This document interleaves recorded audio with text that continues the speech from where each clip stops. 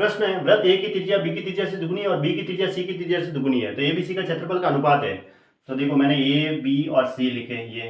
अब यहाँ पे मैं त्रिज्या लिख देता हूँ।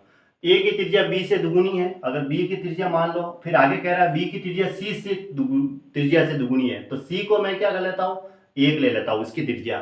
तो बी की त्रिज्या क्या होगी, सी की दुगुनी है, तो ये लो 2 गुनी। अब ए की त्रिज्या वापस किससे दुगुनी है, बी से दुगुनी है, तो 2 का 2 गुना 4, ये अनुपात हो गया त्रिज्या का। तो इसका मतलब इसके क्षेत्रफल का अनुपात करना है। क्षेत्रफल का अनुपात होता है पाई आर स्क्वायर। वृत्त का क्षेत्रफल पाई तो सबके अंदर आके कॉमन आके हट जाएगा, तो इसका स्क्वायर करेंगे आर का, तो 4 का स्क्वायर 16, 2 का स्क्वायर 4 और 1 का स्क्वायर 1, तो ये अनुपात आ गया, यानी ये इसका आंसर हो गया 16 4 1। इस अनुपात में एक कुएं के ऊपर एक गिरनी लगी हुई है जिसकी त्रिज्या दे रखी है 3.5 सेमी है।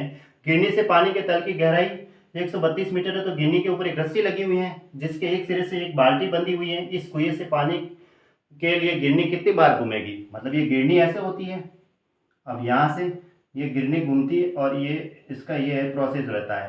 तो यहाँ से जो बाल्टी है ना पानी के अंदर, वो 132 मीटर की गहराई तक, ये जो गहराई है पानी के तल की गहराई। अब गिरने की त्रिज्या दे रखी है, अब एक बार ये घूमेगी तो इसकी एक वृत्त की परिधि होगी, है ना। एक चक्कर में तो ये डोरी कहाँ तक घूमेगी, एक चक्कर में तो इसका वृत्त की परिधि हुई सिर्फ एक चक्कर में।